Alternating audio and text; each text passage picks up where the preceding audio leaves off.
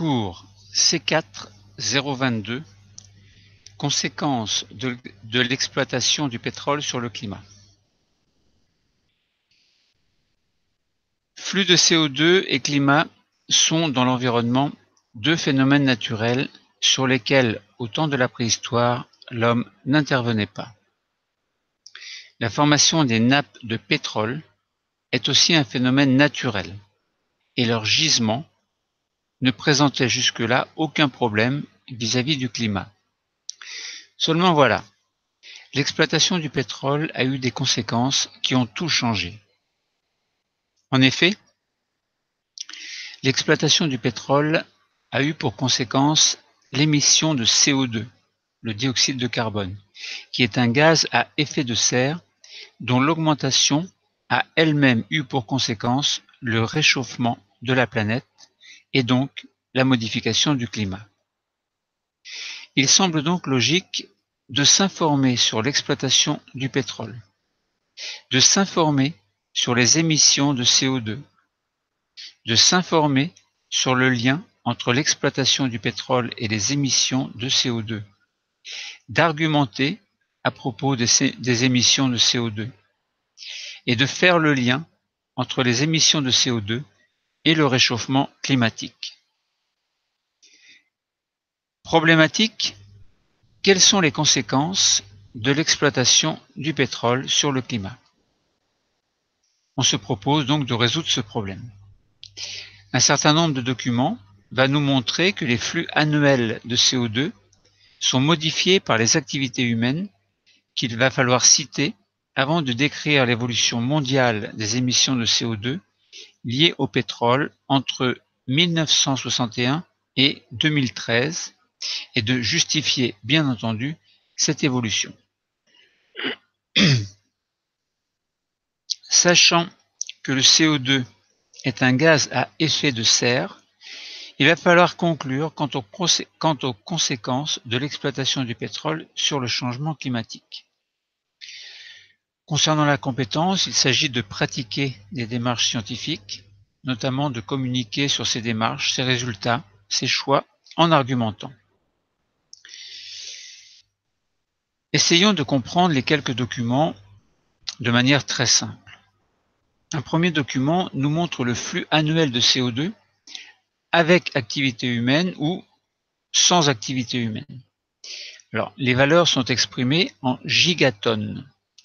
1 gigatonne ou 1 gigatonne, 1 gigatonne, c'est 1 milliard de tonnes. Le dioxyde de carbone, c'est-à-dire le CO2, se déplace bien évidemment et naturellement entre différents réservoirs que nous allons citer. Les activités humaines, d'autre part, émettent du CO2 dans l'atmosphère, donc dans cet immense réservoir que constitue l'environnement. Alors, commençons en imaginant ce qui se passe s'il n'y avait pas d'activité humaine.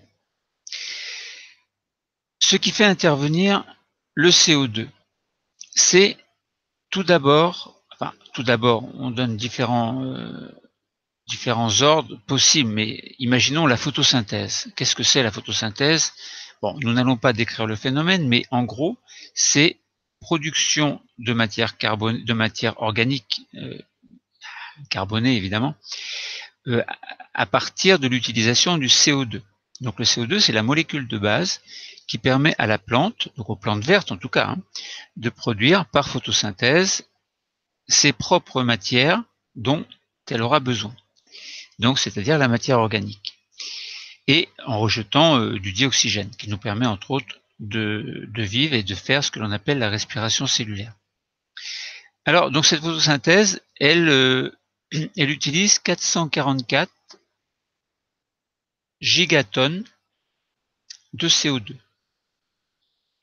Alors bien sûr, les valeurs sont énormes, mais ça ne veut rien dire en gigatonnes. On a du mal à se rendre compte de ce que cela représente. Disons, ce qui est important de retenir, c'est 444. Voilà, pour un ordre de grandeur à peu près accessible à notre échelle de pensée. Ensuite, il y a, alors non pas la respiration qui émet le plus, mais la dissolution du CO2 dans l'océan, au même titre que le relargage à partir de l'océan dans l'atmosphère. Il y a une espèce d'équilibre qui se fait, et cette dissolution, donc en fait, elle concerne 333 gigatonnes de CO2, donc qui se trouvent dissous dans l'eau, et l'atmosphère, enfin, à partir de l'eau, ce CO2 est rejeté à 333 gigatonnes également. Donc on voit bien qu'entre la dissolution et le relargage dans l'atmosphère, il y a un équilibre. Donc il en rentre autant qu'il en sort. Donc à la limite, on peut zapper entre guillemets ces valeurs pour se rendre compte que c'est la photosynthèse en fait qui absorbe le plus de CO2. Alors à ce moment-là, on pourrait dire bon, il n'y a presque pas de CO2 dans l'atmosphère, mais si, parce que la respiration, alors non pas la respiration, enfin oui, bon, la respiration pulmonaire libère du CO2, qui est un déchet, et qui est la conséquence de ce que l'on appelle au niveau cellulaire la respiration justement cellulaire. Lorsque la cellule capte, entre guillemets seulement, du dioxygène, c'est pour qu'elle se fabrique elle-même de l'énergie. Donc, en utilisant bien sûr un nutriment comme par exemple le glucose. Et cette oxydation cellulaire du glucose par le dioxygène permet de rejeter du CO2 qui se retrouve dans l'atmosphère suite à l'expiration. Donc 222 gigatonnes. Donc entre 444 absorbés par la photosynthèse et 222 rejetés par la respiration, on pourrait se dire, bah, finalement, il n'y a pas d'oxygène, il n'y a pas de CO2 dans l'atmosphère. Alors tout ça sans activité humaine. Bon, d'après les données que l'on a, bien sûr, il y a d'autres facteurs qui vont intervenir. Concernant la respiration, par exemple, donc ce sont les animaux, les végétaux et les sols, et dans les sols évidemment, que la respiration a lieu. Parce qu'il ne faut pas oublier qu'une plante fait la photosynthèse, mais elle fait aussi ce que l'on appelle la respiration cellulaire. Bon, voilà s'il n'y avait pas d'activité humaine. Maintenant, imaginons les activités humaines, enfin, c'est pas imaginons, c'est en présence d'activités humaines. Essayons de comprendre les quelques valeurs en plus ou en moins qui peuvent survenir concernant le CO2. Alors, toujours la photosynthèse, toujours 444. La respiration, 222. La dissolution dans l'océan, 333. Le relargage dans l'atmosphère à partir de l'océan, 333. Oui, mais des valeurs apparaissent. Alors, elles sont représentées sous forme de flèches qui vont soit dans l'atmosphère, soit dans l'océan. Alors, 12 gigatonnes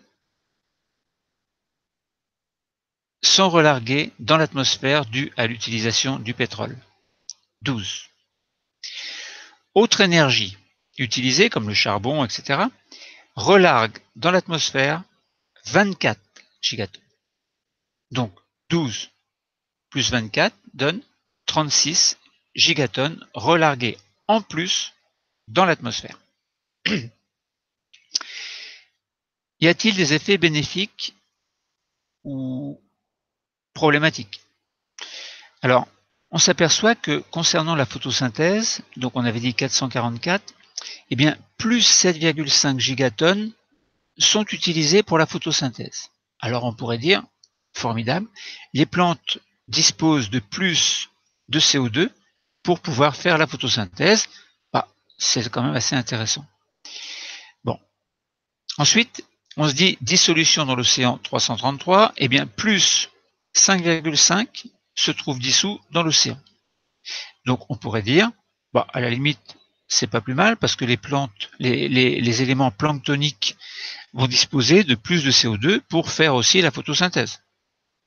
Donc, si on fait la somme 7,5 en plus pour la photosynthèse et 5,5 en plus pour la dissolution dans l'océan, on obtient évidemment une valeur de 13.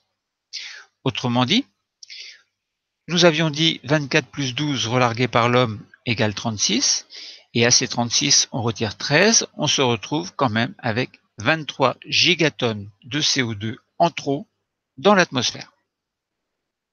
Voilà. Quelles en sont les conséquences?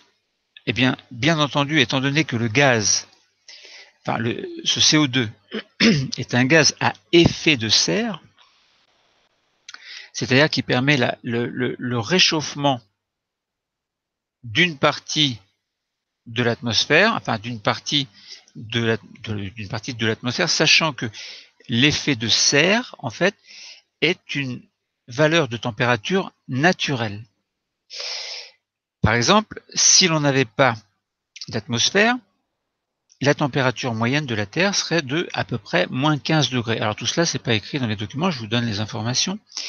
Donc moins 15 degrés s'il n'y avait pas d'atmosphère. C'est une estimation par calcul scientifique. La température moyenne sur la Terre est de plus 15 degrés Celsius. Alors on voit l'écart de température qui est de 30. Pourquoi 30? Parce que si on part de moins 15 sans atmosphère pour aller à 0, ça fait 15. Et de 0 pour aller à plus 15, ça fait 15 aussi. Et 15 plus 15 égale 30. Donc la température naturelle concernant l'effet de serre naturel est de 30 degrés. Alors comme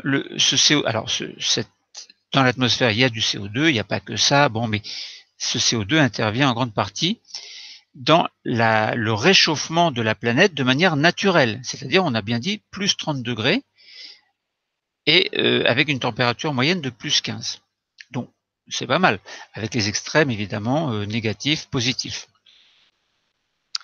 Alors, évidemment, on pourrait se dire, bon, bah, le CO2, en trop, donc c'est 23 gigatonnes en trop que l'on a calculé tout à l'heure, bah, ils vont contribuer à faire en sorte que ce gaz à effet de serre produise indirectement plus de chaleur. Donc cette température naturelle de 30 degrés, bah, elle se trouve augmentée du fait de l'activité humaine. Alors si on se place dans les zones très très froides, on pourrait dire bah tant mieux, il va faire plus chaud. Si on se place dans les zones plus chaudes, on va se dire bah dommage, il va faire plus chaud. Dans les zones tempérées, bah, il va faire un petit peu plus chaud. Bon, on va pas philosopher ou discuter de tout cela, mais tout ce que l'on constate, c'est qu'il y a à peu près, d'après les documents évidemment, 23 gigatonnes en trop. C'est un gaz à effet de serre, donc il va y avoir plus de chaleur sur Terre. Bon, on en reparlera un petit peu tout à l'heure. Voilà pour ce premier document qui est assez riche d'explications. Ensuite, on nous présente un autre document, donc concernant l'extraction du pétrole. Alors cette extraction proprement dite amène à libérer dans l'atmosphère du CO2. Alors ce CO2, eh bien, il n'est pas utilisé, il est simplement, alors plutôt que de le laisser s'échapper dans la nature, eh bien, il est brûlé. Alors bon, sa combustion libère du CO2, évidemment, et on estime que ce CO2. Alors attention, j'ai dit l'extraction du pétrole fait remonter du gaz en surface. Hein, c'est pas forcément que du CO2. Il n'y a pas que du CO2, mais ce gaz que l'on va brûler va produire du CO2. Et on estime une certaine valeur de CO2 ainsi rejetée dans l'atmosphère due à l'extraction du pétrole. Alors, on parle de 0,4 gigatonnes à peu près. Les valeurs sont variables. Ensuite, un autre document nous montre la part des émissions de CO2 dans différents domaines, dans différents secteurs. Alors, on voit quatre secteurs globalement. Ce seront les centrales électriques, donc qui émettent du CO2 dans l'atmosphère. Alors ces secteurs utilisent le pétrole. Ça veut dire que les centrales électriques ont besoin de pétrole pour fonctionner, etc. Et en conséquence, il y a des émissions de CO2. Il y a également les transports. Alors on a dit les centrales électriques 41% à peu près, hein, d'après le document. Les transports, bon, bah, voitures, etc. qui sont pour 23%, les industries pour 20%, et les autres domaines, bon, à peu près 16%. Donc voilà, les activités humaines libèrent ainsi à peu près 12 gigatonnes de CO2 dans l'atmosphère, c'était du moins le cas en 2013. Ensuite, on nous montre des émissions de CO2 plutôt à l'échelle mondiale. donc qui est due à l'utilisation du pétrole à deux époques différentes. Alors on parle de 3,3 gigatonnes de CO2 émises en 1961 et on parle de 12 gigatonnes, donc 4 fois plus, gigatonnes de CO2 émises en 2013. Alors si on regarde quel pays libère le plus le CO2, on voit l'Amérique du Nord et puis on voit, alors ça dépend si on se place en 61 ou en 2013. 2013, beaucoup l'Europe et toute, en fait, il y a une, on s'aperçoit que le CO2 est de plus en plus libéré un peu partout, mais notamment en Amérique du Nord, toute l'Europe, l'Asie, etc. Bon, pas philosopher dessus. Après, on fait prendre conscience du fait que, par exemple, à Shanghai, entre deux époques, il y a eu de grands changements et que, évidemment, et cela concerne aussi les pays émergents, construction de beaucoup de choses, bâtiments, infrastructures routières, etc., augmentation du nombre de voitures, etc., etc.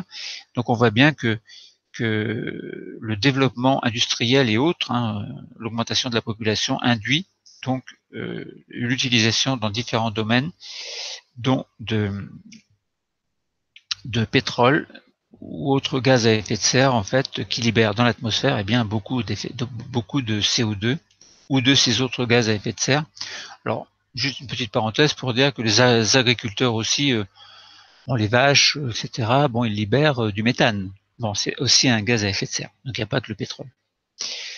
Donc si l'on voulait résumer un peu cela sous forme de questions, il fallait montrer que les flux annuels de CO2 sont modifiés par les activités humaines, il fallait les citer. Alors, nous avons dit que les activités humaines rejetaient 36 gigatonnes, donc on a fait le calcul, et que, donc dans l'atmosphère évidemment, et qu'une partie, 13 gigatonnes par an, alors c'est par an, en gigatonnes par an, est absorbée par la photosynthèse et les océans, photosynthèse des végétaux et des océans, mais il reste 23 gigatonnes par an supplémentaires dans l'atmosphère. Donc c'est surtout, entre autres, l'exploitation du pétrole qui est responsable de ces rejets pour produire de l'électricité, mais aussi pour les transports et les industries. Ensuite, il fallait décrire l'évolution mondiale du CO2 lié au pétrole entre 61 et 2013 et justifier évidemment cette évolution. Les émissions mondiales de CO2 qui sont liées au pétrole ont augmenté partout dans le monde. En 2013, seuls quelques pays d'Afrique n'en produisent pas. Cette évolution est due au développement de nombreux pays, comme par exemple la Chine, l'Inde ou le Brésil, comme tous les pays plus ou moins émergents. Le développement des transports et les besoins d'électricité de ces pays sont de plus en plus importants et conduisent à une utilisation plus importante du pétrole et donc un rejet plus important de CO2. De plus, certains pays comme les États-Unis ou l'Europe émettent depuis longtemps du dioxyde de carbone dans l'atmosphère. Mais bon, les choses ne s'arrangent pas. Ils émettent depuis longtemps, mais de plus en plus. Bon, maintenant, il faudrait peut-être penser à réduire un petit peu ces émissions. Alors, sachant que le CO2 est un gaz à effet de serre, il fallait évidemment conclure quant aux conséquences sur l'exploitation du pétrole sur le changement climatique. Eh bien, évidemment, l'augmentation du rejet de CO2 dans l'atmosphère participe à l'augmentation de l'effet de serre, puisqu'on avait dit que l'effet de serre, c'est un phénomène naturel et que l'homme contribue. Il participe en fait à l'augmentation de cet effet de serre et donc à un changement climatique global de la planète. Donc, si l'on résumait, eh bien, on voit qu'il y a une exploitation du pétrole, production pour produire de l'électricité, les transports, les industries. Donc, il y a une utilisation croissante du pétrole, donc, en conséquence, une augmentation croissante de ce gaz à effet de serre qui est le CO2, son rejet, bien évidemment, dans l'atmosphère, d'où augmentation de l'effet de serre, donc qui s'ajoute, donc la contribution de l'homme s'ajoute à l'effet de serre naturel qui est d'une 30aine de degrés à peu près, réchauffement, bien évidemment, de la planète et donc modification du climat, avec toutes les conséquences que l'on peut observer ici et là sur notre Terre. Le cours est terminé. Merci.